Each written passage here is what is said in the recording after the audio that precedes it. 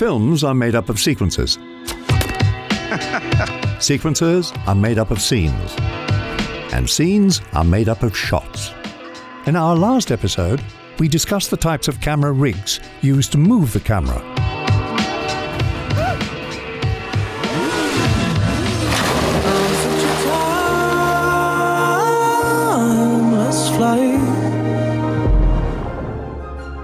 But in this episode, we'll be going over what those movements are and the stories they tell. This is episode 6 of The Shot List. Camera movement. There are countless variations of camera movement, each with their own language and purpose. A filmmaker who understands this language can create dynamic and compelling work. We'll be examining different types of camera movements. Along the way, we'll be updating a shot list of these camera movements in a Studio Binder shot list, which you can download and reference in your upcoming projects.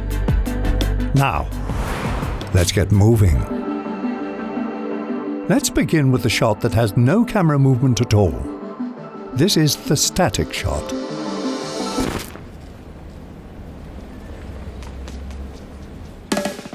Static shots are commonly captured by locking the camera to a tripod in a fixed position. The result is a shot with zero camera movement. This is great for dialogue. What business is it of yours? Where I'm from? Friendo. Precise painterly compositions. Redmond, nice to see you. Or shots that allow an actor's performance to shine. Funny how? I mean, funny like I'm a clown, I amuse you. I make you laugh. I'm here to amuse you. What do you mean funny? Funny how? How am I funny? Get the out of here to Tommy. You motherfucker! I almost had him! You stuttering prick, yeah. Sometimes filmmakers use static shots to trap a character and suggest their helplessness, like this moment from Dunkirk.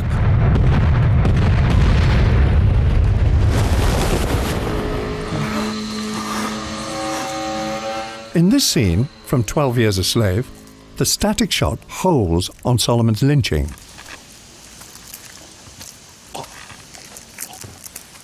He is helpless, and we are not allowed to look away. Its cruelty is amplified by its stillness.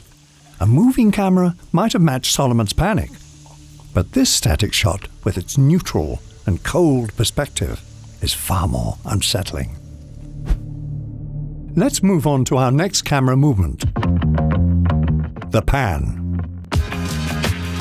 A pan rotates the camera horizontally, left or right, while remaining in a fixed location.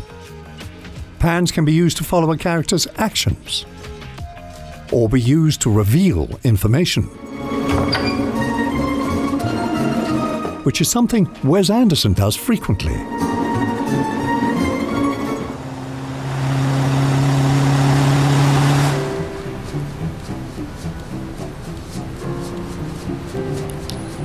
Four minutes, 48 seconds. We're all dead. Burned to a crisp. Moving on. A slow pan builds anticipation, while a rapid pan heightens the energy of a shot. These are known as whip pans.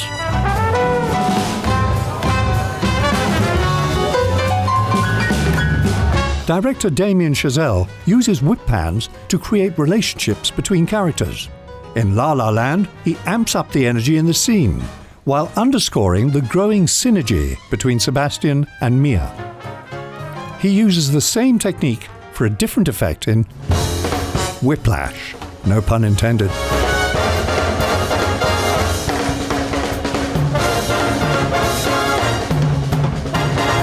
In the final scene, whip pans are precisely timed with the give and take of the music.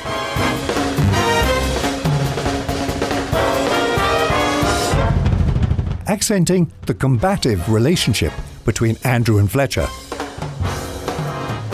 To learn more about web pans, check out our video where we break down how to use them to build energy and transition through time and space. Panning is ideal for horizontal movement. But what about the vertical axis? The tilt. A tilt directs the camera upward or downward. Filmmakers use tilts to capture the verticality of a film's world.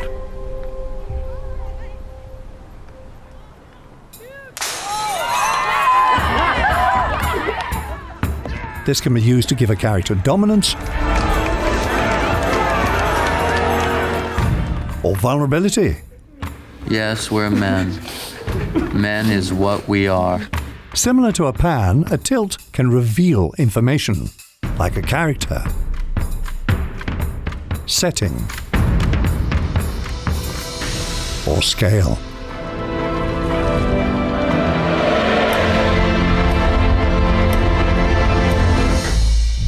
Who are the people? Projections in my subconscious. Yours? Yes. In Inception, Ariadne tests how much of the dream world she can distort. My question is, what happens when you start messing with the physics of it all?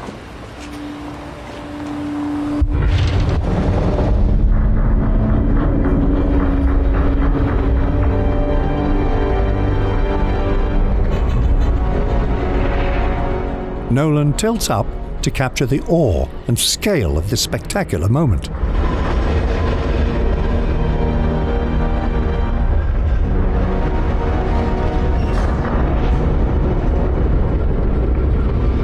The visceral effect of being on the street, looking upward at such a spectacle, is accentuated with a simple camera tilt.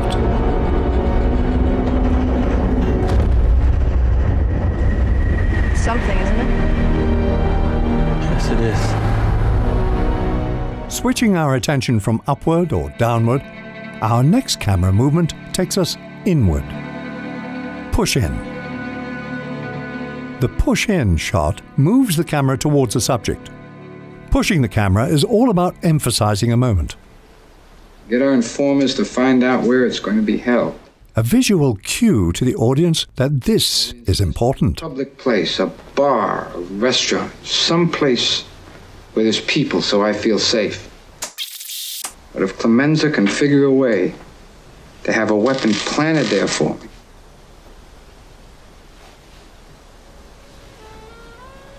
then I'll kill them both. You can push in on an external detail such as an object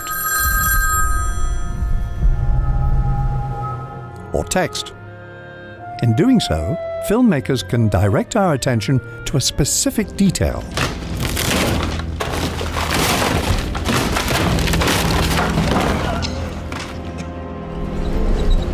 Or it can capture a character's thought process. Like in this moment from The Post, when Ben comes to terms with exposing the infamous Pentagon Papers.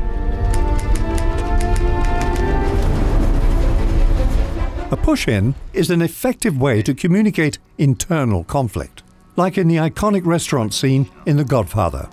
Michael Corleone is about to kill the man who tried to kill his father. Tu padre sta male. It will be a life-changing decision, a point of no return into the underworld. Mettiamo tutto a posto. A slow push-in towards Michael elevates the tension as we watch him wrestle with the consequences and gathering the courage to pull the trigger. Which leads us to our next camera movement. The opposite of the push-in is the pull-out. Unlike pushing in, pulling the camera de-emphasizes the subject. A sort of signal to disconnect from the characters. It can unveil the context of a scene, its setting, or its characters. As subjects grow smaller, a pull-out can detach us from a scene, or the entire film. Like in the final shot from Catch Me If You Can. The same movement can also emphasize negative emotions like isolation or abandonment. In this scene from Joker, we see Arthur at his most vulnerable. This camera movement away from him highlights his helplessness. And rather than push in to help us sympathize with Arthur, director Todd Phillips pulls away, abandoning him.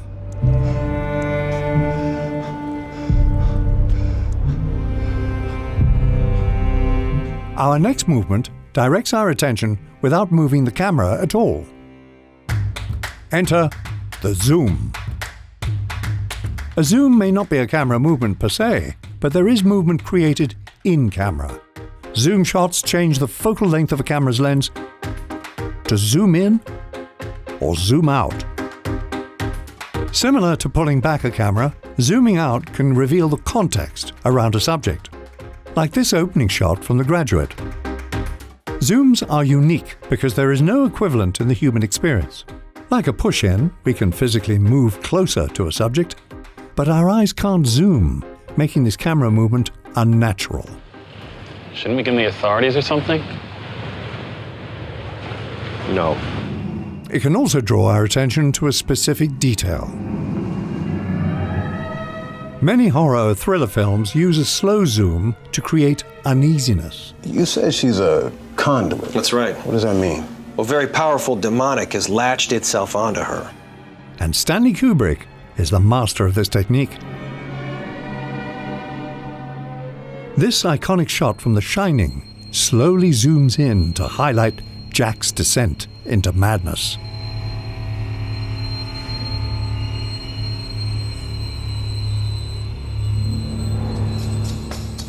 The use of a zoom doesn't stop there. A fast zoom is known as a crash zoom. Crash zooms can often be used for either dramatic or comedic effect.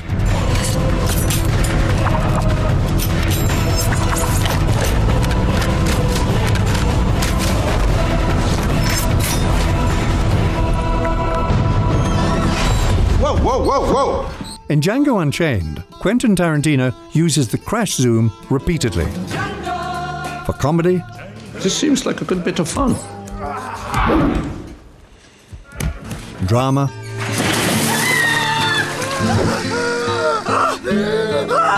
or both.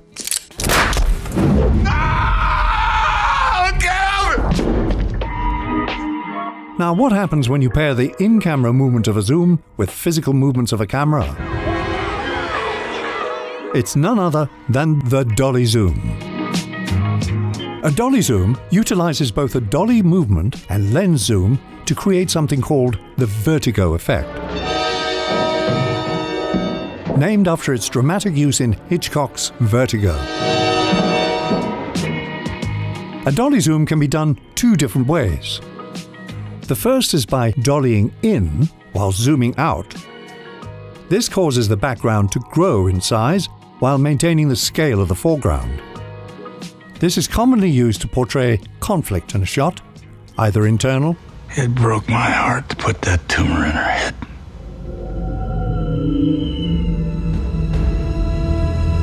What? Or external conflict. The second way is by dollying out while zooming in. This causes the foreground subject to become dominant over the background. The dolly zoom can be used to highlight a growing relationship between two subjects, like in this scene from Raging Bull, where Scorsese slows everything down. Come on, Ray. The dolly zoom pushes the crowd further into the background as we occupy Jake's POV and battered tunnel vision. We are no longer watching the fight, we are in it.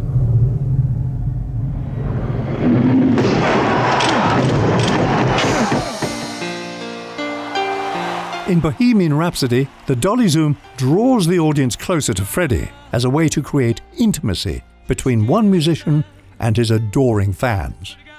DP Newton Thomas Siegel explains why they chose to use the dolly zoom for this shot.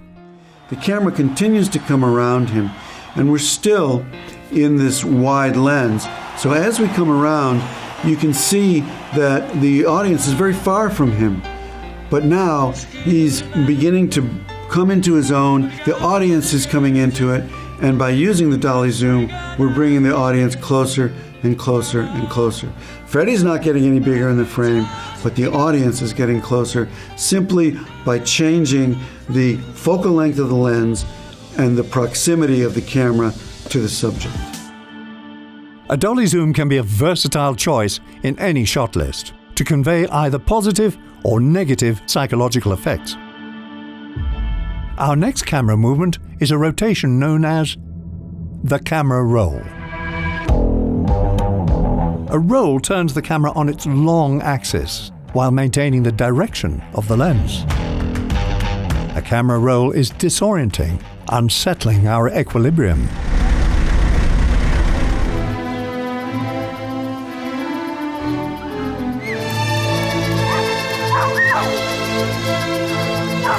Rolls can be used to match character movement in moments of panic.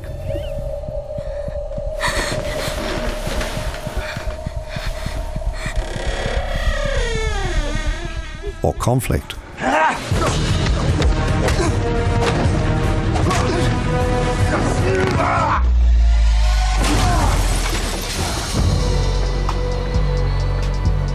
Camera rolls can be disconcerting, like when a villain assumes the throne.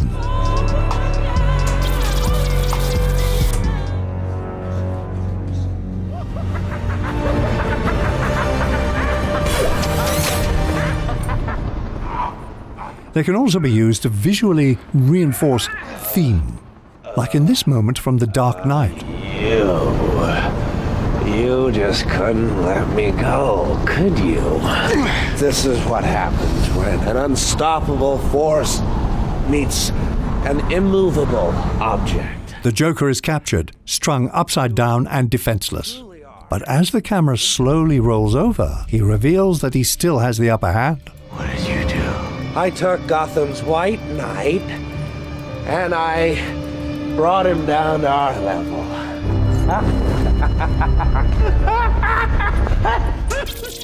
This reversal of power is matched with a simple yet meaningful camera roll. With great effect, a camera roll can accent movement or dramatic shifts in the narrative. Let's move on to our next camera movement, the tracking shot. A tracking shot physically moves the camera through a scene, typically following a subject.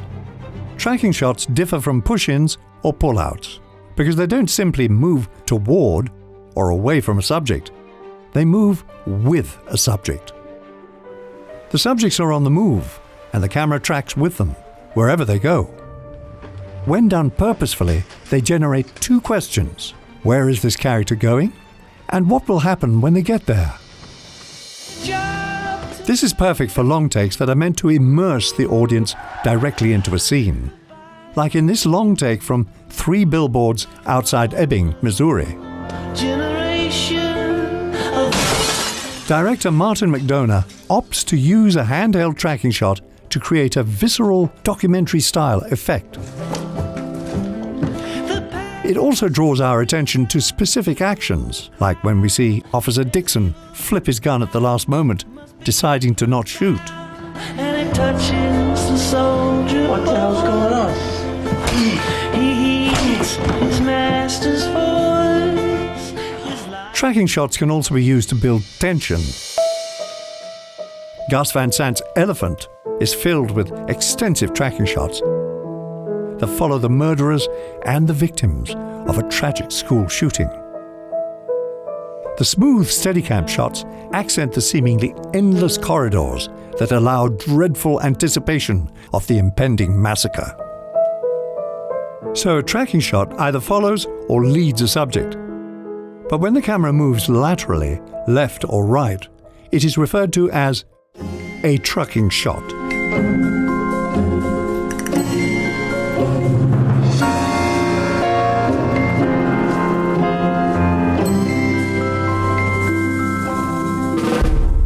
Morning, Judge.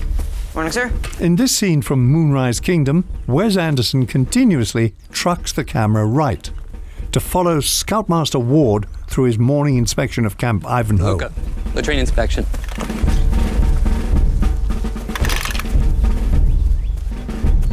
By doing so, Anderson establishes both the world of the film and its characters in storybook fashion.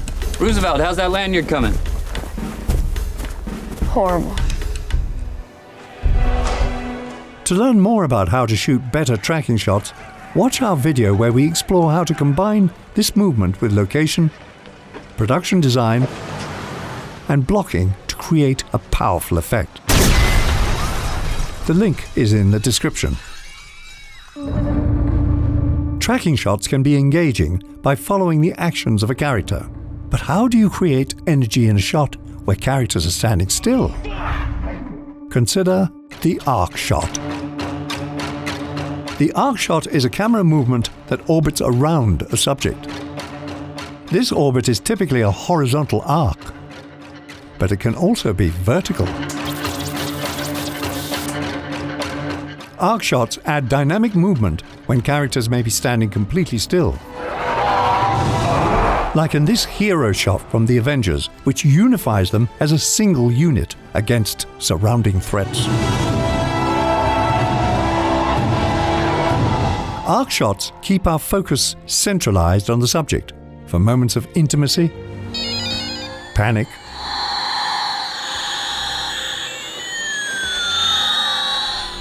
or heroism.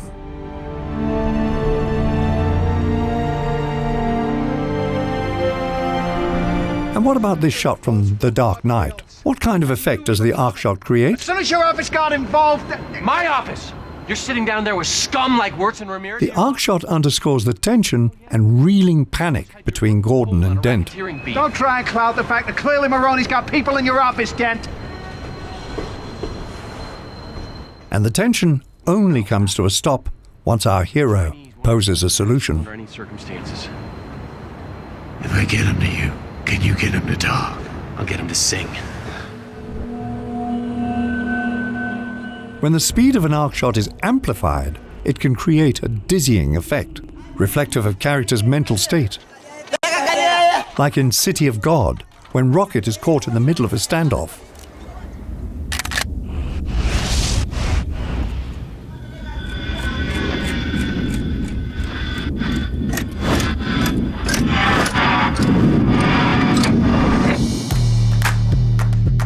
Now that we've analyzed how to move a camera left, right, in, out, and around, let's take a look at how we move the camera vertically with the boom shot.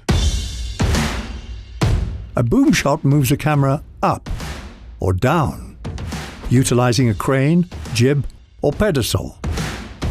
Small boom movements are commonly used to reveal information, while large boom movements can be used to follow characters in action or to capture the world surrounding them. Boy!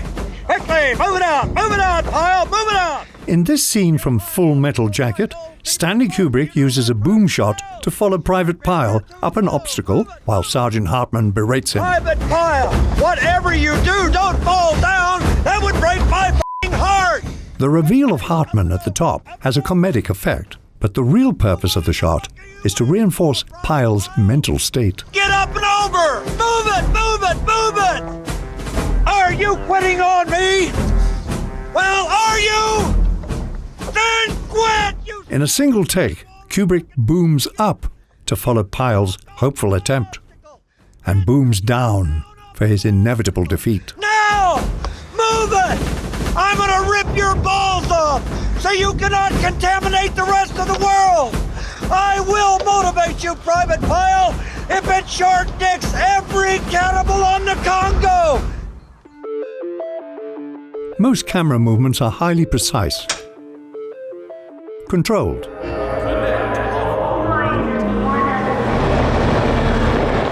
But sometimes filmmakers want to produce movement without control, which brings us to our final camera movement: random movement. Random camera movement is defined by camera shake, incidental zooms, or any movement that happens on the fly. Camera shake is often added subtly to create a subjective experience for a more intimate effect. Arbitrary zooms and random camera movement can be used stylistically to create a documentary look. Institutions treat these CDOs like they're as solid as treasury bonds and they're going to zero. No, it can't be right. Which is a technique that Adam McKay uses in The Big Short. You're managing a fund of, what, 555 million? I don't know how to be funny. I don't know how to work people. I just know how to read numbers. And Succession. Have you thought about the possibility that your children are actually scared of you? Oh, f*** off. Random movement gives the impression that events are happening in real time, when nothing is planned and anything can happen. I visited your home this morning, after you'd left. This climactic scene from David Fincher's Seven has two types of shots: controlled and chaotic. What's he talking about? Give me your gun. What's going on over there?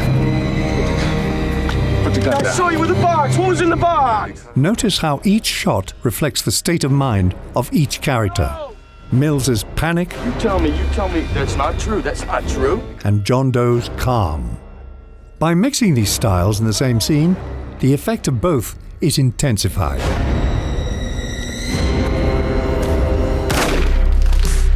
Now that we've covered all of the camera movements that filmmakers have at their disposal, let's take a look at how multiple camera movements can be combined in a single scene. In this scene from Star Wars: The Rise of Skywalker, director J.J. Abrams uses a variety of camera movements to keep this scene thrilling and engaging. We've attempted to pinpoint each movement. Watch the scene closely and see if you can spot every type of camera movement.